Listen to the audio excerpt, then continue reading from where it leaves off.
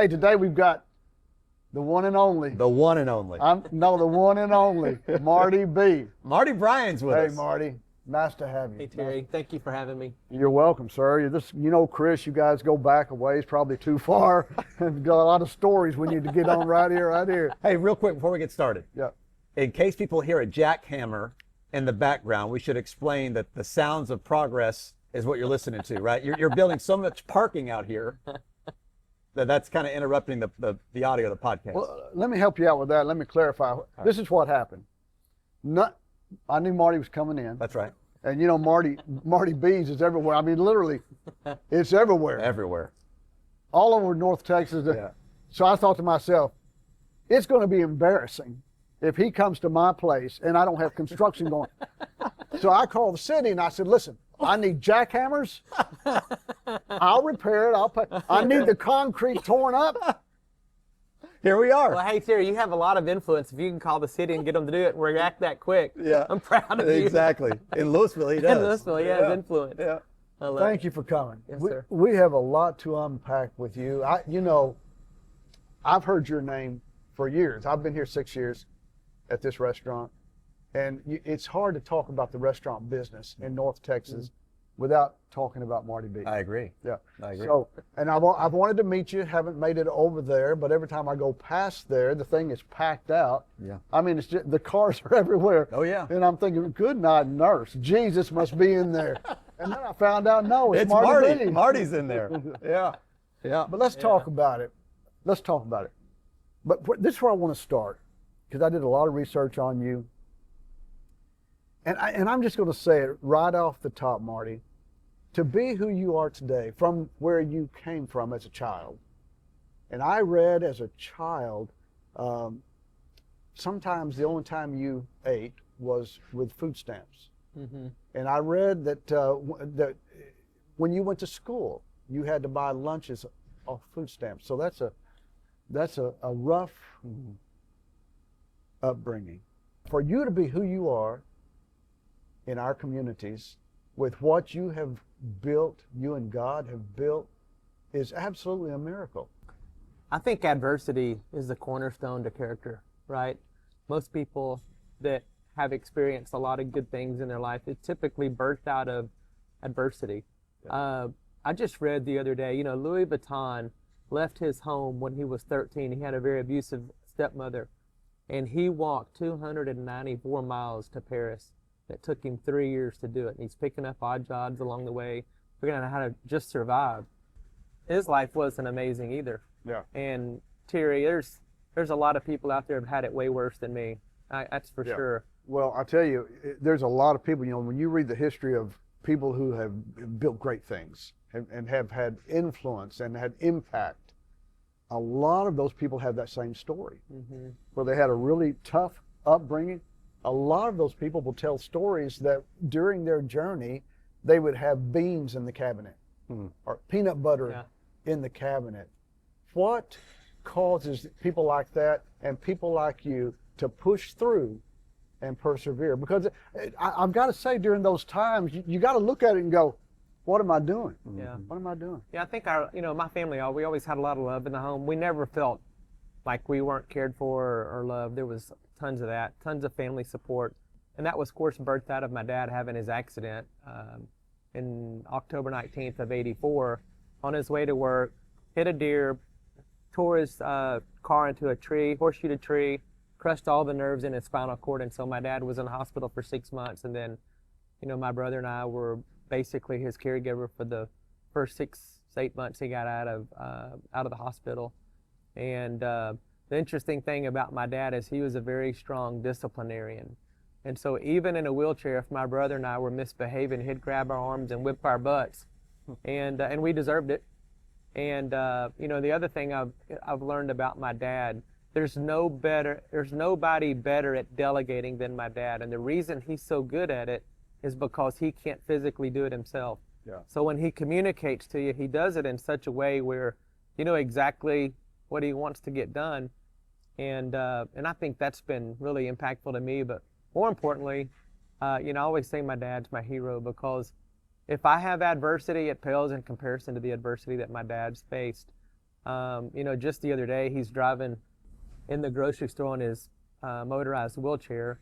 His foot catches a corner, pops his femur. It like popped in the store. Everybody was wondering what it was. Oh, wow. That's one small story. He's, falling out of his wheelchair. I mean, you just grease from the Fry Daddy falling onto his lap, burning his leg. I mean, just countless things that my dad's had to endure.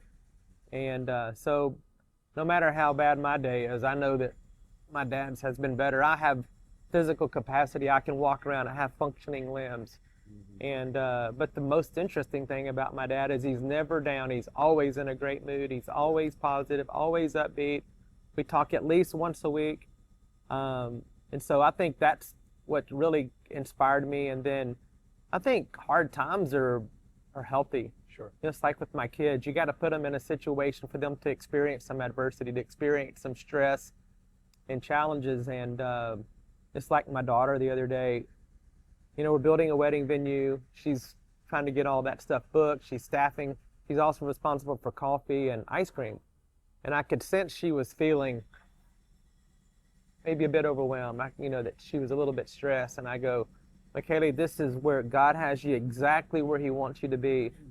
And I said, I would encourage you to embrace that, continue to stay comfortably uncomfortable. I said, I try to be in a place like that. I mean, how else could we have opened 10 restaurants in less than 8 years if we weren't pursuing uncomfort, right? It's not easy. It's not comfortable to go and do the things that we do, but it's important and it's worthy. It's worthy cause. And so I was like, God's going to keep growing you and molding you. And she goes, I love it being hard. Wow. Right? Yeah. And she's what, 20 something? She's 26. Yeah. I mean, that's. So wow. She's embracing it and recognizing, both of my girls, they saw what we went through when we opened Marty B's. We went all in. We didn't have, we had saved well, but we mortgaged all of our vehicles, mortgaged my ranch in Central Texas, sold anything of value, and then took out about $200,000 in just credit card debt until they would no longer extend us any more credit. Marty, when you were doing all that, how many times did your wife look at you and go, what are you doing? Not a single time. Not one time. She believed in it just as much as I did, and she was my biggest supporter. Yeah. But I remember I'd be in the shower and I'd just be thinking about it, and stressful for sure, but I never doubted it. Yeah. I never for a second thought that God wasn't going to bless it because of the journey that I went on to get to it, right? Yeah. And I love it when people go, God, that guy opened up that restaurant. All of a sudden, it's just overnight success. And, they didn't realize that for 27 years before that, I grinded also. I was away from home a lot. I was in a hotel. I was in an airplane. I missed a ton of events for my kids. Because going back that far, you were with Outback for how long? I was at Outback for 13 years, and I was at Cotton Patch for 13, and then I did consulting for a year. So when you were at Outback, did you start as a line cook at Outback? I did, yeah, making salads. Yeah, I started out. I need a line cook if you miss it. Are you looking for a job? I'm pretty good, honestly. I bet you are. I bet. My daughter works for Marty now. Oh no, Caitlin works at his to-go restaurant. There was a point in time where my kids thought our kitchen table was Marty B's. That's how often we're there.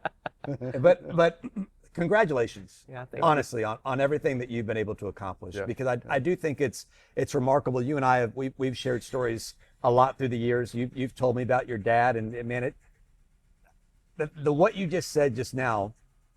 You said that he's always positive, always upbeat, and I see the same thing in you. I hope you receive that. Thank you. Because man, I can only imagine the stress of owning, what'd you say, 10 different restaurants? How many employees you have? 800, over 800 now. 800 employees, 10 different restaurants. Listen, how stressful is that? Well, I'm going to tell you how stressful it is for me right now. Right. I'm going to shut mine one down. I have a hard time with one with 25 employees. Can you imagine? Yeah. So let's go there.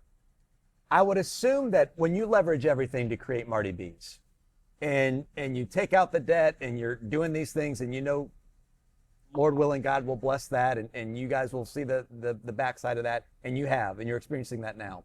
But how hard is it to have over 800 employees who there's no way you know them all by name?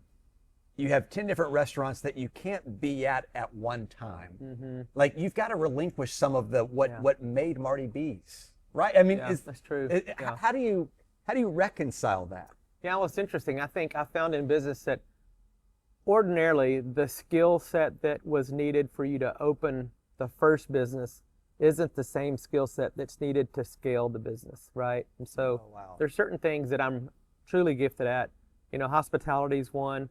The concept creation. I do all the food at all the restaurants, and culture, vision. Those are kind of the things I really focus on. And then, you know, I've also learned there's a lot of things I'm not great at. And I tell my wife all the time. I can't be amazing at everything, right? So she receives it. Thank Lord. Thank you. But, you know, the first 4 years at Marty B's, even though we opened Rustico in 1845, within that first 4 years, you know, I was there, present, basically operating the restaurant. And I think I had 5 GMs within my first 4 years at Marty B's. And I'm thinking, am I really that hard to work for?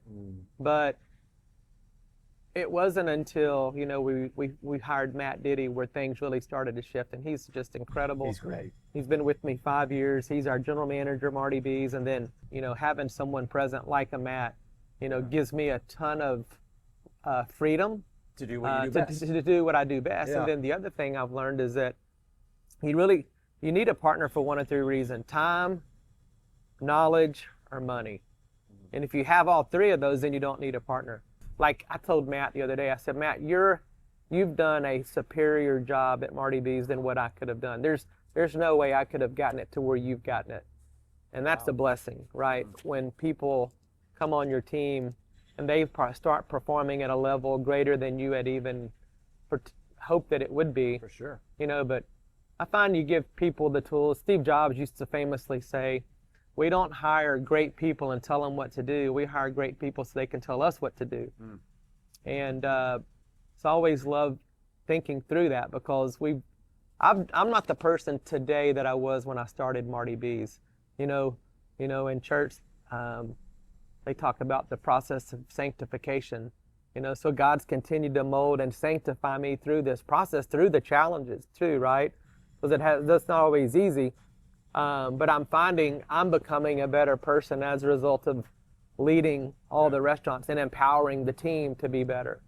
Because at the end of the day, they may like me or love me, respect me, but they would really prefer me not be in the business helping them operate it. They would really prefer that I let them do it. Yeah. You know, so I want to be present, and I tell my daughter this all the time. The most valuable time we're going to be, the most valuable we will be, is when we're with the customers and with the employees. Good. And, you know, McKaylee one day calls me. She's my daughter that works for me. And she goes, Dad, is it okay if I work from home today? She goes, I'm not feeling so great. I go, unless you can't physically get up and put on your clothes and get in the car, then I need you to be here. I'm on my way. That's good. Right? And so we say at my place, don't call in, crawl in. That's kind of the way we do it. Yeah. Well, it's true. You know, I know in McKaylee and I, we talk about this, is that we're very logically or black and white when we think about it. If this was an employee, okay, here's the question. And hey, I'm as compassionate as the day is long. Sure. But at the end of the day, as the business is not emotional. Yeah. The business has to operate. It has to function.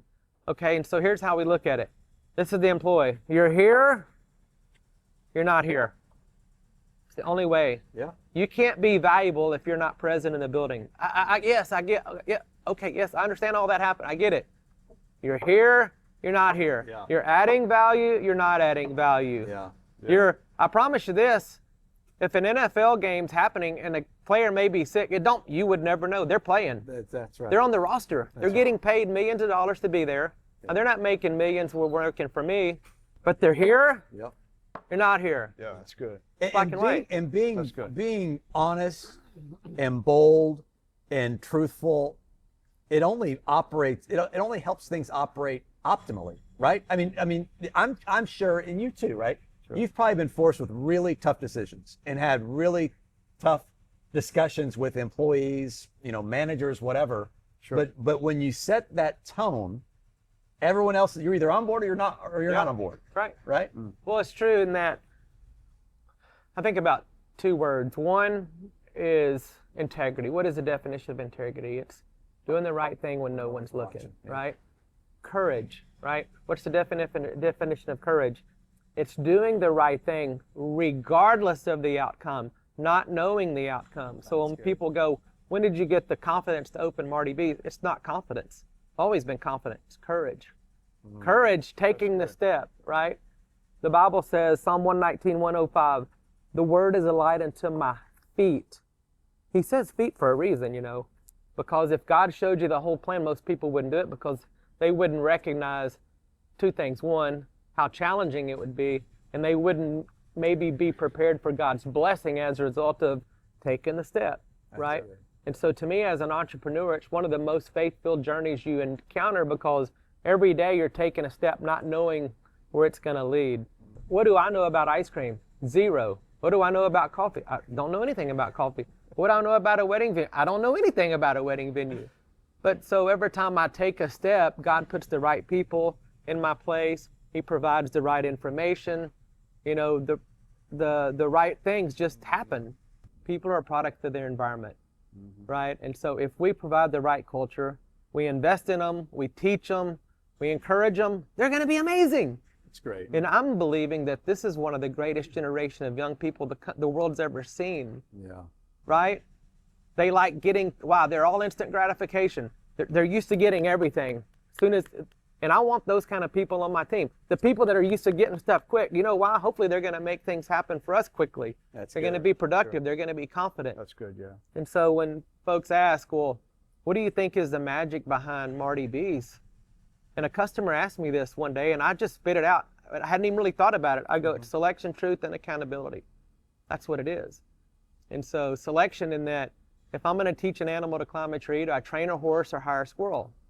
Well, squirrels are naturally gifted at climbing trees.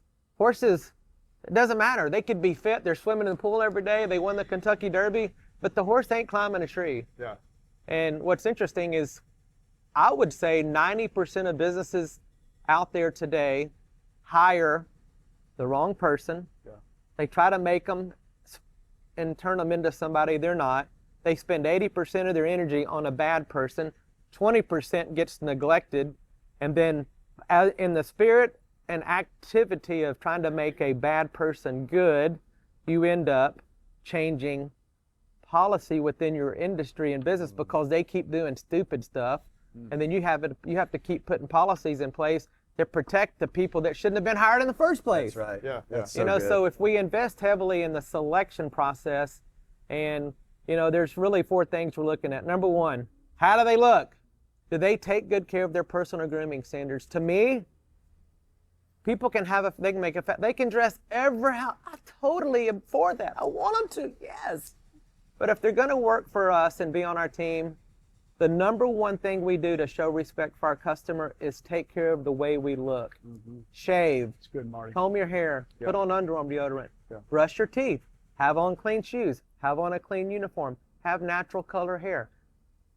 Look respectful. Yeah. You know, if your face looks like a pincushion, God bless you, you're probably not going to work for me. If you have offensive tattoos, God bless you, probably not going to work for me. Yeah. Yeah. And so it's important that we hire people that really care. That's what it's about. Have a heart for our customer. And you can learn that by how they take care of themselves, right? So personal grooming is important. Are they available? That's great. Do they have a personality that fits the model? You know, in hospitality, we got to have people that are upbeat, that hospitable, have a pep in their 2-step, Yeah.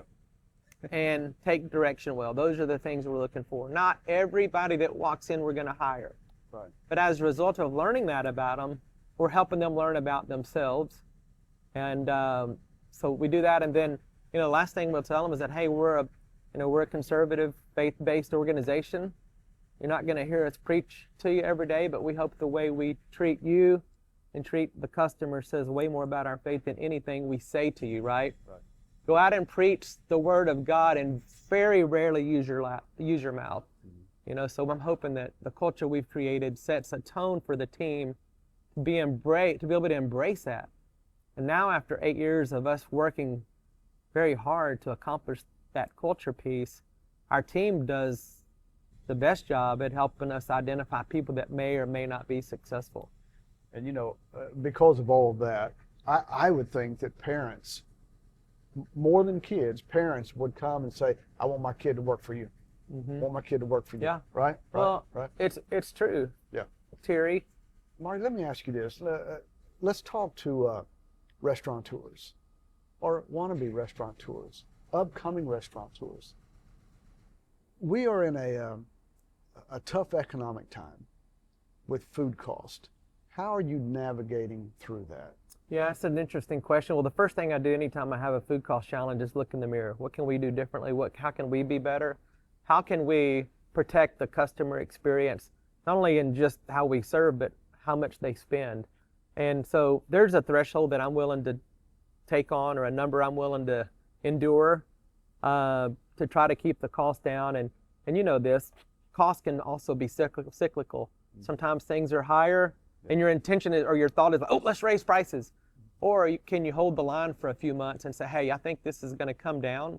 Brisket's always high in the summer. Yeah. It's lower in the winter. Right. Steak prices go up in the winter. Brisket's cheap in the so it, it kind of ebbs and flows. So, are there things we can do creatively to be better at portion control, how the staff's handling things? But at some point, you have to be a responsible business owner and say, hey, I've got to honor my business by raising prices so that I can keep my business healthy. If your business isn't healthy, you can't be a blessing to anyone else. Right? You gotta take care of yourself first, so you can be strong and do the right thing back to the community. Right. Marty, what's coming for Marty Bryan? Where you go from here? Yeah. I mean, New concepts? it just seems like every month something new's coming out of Marty. My son has been asking him for years for a hibachi. He wants to see Marty hibachi. Oh gosh. Well, maybe Marty B's Vietnamese one day, but There we go. I don't know See? about that. He's already got an idea. Oh, I love it. No, I mean, we're having a ton of fun with what we're doing. I think the two projects I have going now are pretty significant. The wedding venue, it's the most expensive thing I've ever done. It's on 15 acres. It's 2 facilities. It's the event center. It's the chapel. Of course, just like everything we do, we've spared no expense to bring it to life. Ranchman's by Marty B's and Ponder will hopefully be open this spring. We'll get that rolling. But I think for me, as I reflect on what vision do we have for the organization, I try to be open, because sometimes things come my way that are great opportunities, and there's certain things I won't do. I have to have a gut about it. So if my gut's feeling it, then I'm likely to pursue it. But once I get those two open, I'm probably gonna do branded bowls. We've got 2 locations open. We just signed a 3rd one last week. I looked at a 4th one yesterday. Oh, wow. So I think that's possibly the scale, the growth tool for us to, expand that. And it makes sense because it's lower cost of entry, smaller footprint, less employees, not as restricted by demographic as some of my other concepts. So it's just an affordable, all natural, hormone-free, humanely raised meats we serve there. No seed oils. It's about the cleanest menu you'll find What that about I the have, coffee actually. shop? I mean, the coffee shop seems like something you could scale. It is, and we are. People love We his are coffee opening shop. a 2nd location in Lakeside. We've got one more hurdle through the town next week, and I expect the fall 2026 open for it. And I do like the coffee shop. It's a pretty sophisticated business model because we're opening at 6 a.m. We close at 9 during the week, 10 on the weekend. It's got a full bar. We literally bake and make every single thing in the coffee shop from scratch, and so it's a very labor intensive. Got it. But yeah, I could see us opening 4 or 5 of those. But it's also. Let me tell you what's going to happen, What's that? because I'm tired. the conversation, listen, I'm thinking about, I need to retire. Oh, okay. Got it. But I'll tell you what I'm going to do as soon as we get done here. I'm going to go to my office and get in my recliner and go, oh, I got to sleep. I got to sleep. And while you're sleeping, this guy's pounding the pavement. I know it. He's Yeah. opening up new He's stuff. like going to have a new store. Yeah, well, it's interesting. You know, I think, Terry, you and I talked a little bit about COVID just a minute ago, and I just want to compliment you what you did during COVID, because you were thinking much like I was, how do I drive traffic to my business? Yeah.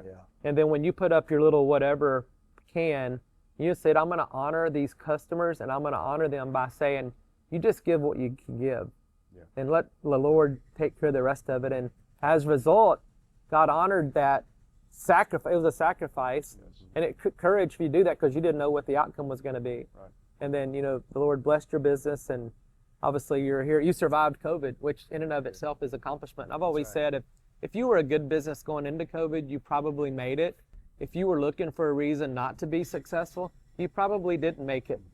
And you learned a lot about people during COVID, and it was a great opportunity for the businesses to police you. Yes. And in businesses where they didn't have the right team members, they loved it. Yeah. They did everything they could to make you feel terrible as a human. In fact, during COVID, I switched going and getting my hair cut. Because where I had gone to get a haircut for 15 years, I walked in, and they started on me, and I said, okay, I'm just telling you, I'm not coming back. If you make me do this, I'm not doing it. And I never went back. During COVID, most people had decision atrophy. They didn't know what to do. They were stuck. Yeah. And I was like, you know, we're going to hit the gas pedal. This is an amazing opportunity for us to really raise the bar on how we can serve our customers. And Yeah, I took gallons of margaritas home from his restaurant. He was serving them by the gallon. But you know, he's on to something here, and I want to explore it. We have to close out here real shortly, but this is what I'm learning about Marty Bryan. When it looks like that you're going to hit a wall, it's time to move. It's time to go forward. right. A lot of times we stop short, don't we? A lot of times we're almost there, and we stop because of whatever the problems, issues are, when if we would have just pushed forward just a little bit more, everything would have opened up. And that's what I'm learning about you, that it's not a barrier for you, it's a motivation. Oh, I love it. Yeah. Well, and I think most people, when people are feeling stressed or they're feeling challenged, that's when your synapses are firing in your brain. You're being more effective. Your mind is more clear. And, you know, Brian Tracy talks about just have an attitude of being unstoppable. Just be unstoppable. Don't let anything get in your way. And the other thing, analogy I use is it more fun playing offense or defense? Most people love playing offense because that's where all the big plays happen. Yeah. And so for me, I always want to be playing offense. I want to force people around me to play defense. Because if I'm always playing offense, that means I'm in charge. You know, if I sit around and I just allow things to happen, that means somebody else is in charge. I want to be the action. I want to be the storm. I want to be the disruptor. I want to do that. And I'm not going to sit around and look at everybody else and say, well, our businesses are doing incredibly well. It doesn't matter what's happening in the economy. It doesn't matter what's happening in the competition. What matters is what we're doing inside those four walls. And I call that say-do percent. You know, what is your say-do percent? Do you do what you say? I don't know. Do you? Or what is yours? Mine's high. I'm very high say-do percent. If I tell you I'm doing it, I'm going to do it. If I tell you I'm going to come and check on your work, I'm going to come and check on your work. But don't tell me you're going to do something and don't do it. I'm not going to be angry. I'm just going to say, you're no longer my building partner. You're no longer this for me because you can't deliver the goods. Do what you say. Pretty simple, right? Common sense. But think about the number of people that struggle with that. You know, Phil McGraw wrote a book called Life Strategies by 3-word takeaway: life, rewards, action. Okay? You need to be moving, always. You know, and people go, well, I've asked God for direction. I'm really praying about this. What is the next move for me? And they're in the parking lot with their car in park and they're asking God's direction. Buddy, he ain't talking to you. Put it in drive, start driving down the road, and God will tell you where to go. Why? Because you got to take the action. 119, 105 Psalms. Light unto my feet. Take a step. Oh, wow. It's getting, I see the next step. There you go. There you go. and do that. Yeah. I call know, it. but- I call it the 3 A's of life: accept, adapt, accelerate. Accept, adapt, excel. I love that. That's good. right. Yeah. You know, principles stand the test of time. They don't change. Sure. Sure. 1222 to 2025. Principles are true. They stand the test of time. And so if we can operate our business following true principles, holding people, giving them the truth, and then holding them accountable. And so I always say confidence does not come, it comes from within. Yeah. It ain't gonna come from me walking around patting you on the back all the time. Sure. You do a great job, you learn your job, Yeah. you do a great job, you're gonna feel good about yourself. And I love that, That's good. Yeah. right? And if you don't, then, well, probably aren't gonna make it. Yeah. Yeah. Marty. Man, he's full of truth and Well, knowledge. yeah. isn't he? Well, here's the deal. I could sit here all day. I really could. Yeah. I have learned more in the last 30 minutes than I have in a You're long ready to time. open up a new restaurant, aren't you? No, I'm not going to do 700 that. more employees? Come on, man. I tell you what I'm ready for. I'm ready for that digger outside to Jackhammer. to stop all that hammering. Marty, it's a pleasure to have you. Thank you Thank for you, yeah. coming in. Thanks, Thank you Terry. very much. Good to see you. Good to see you, my Thanks for having friend. me. Thank you, Chris. All right, you got it. Yeah.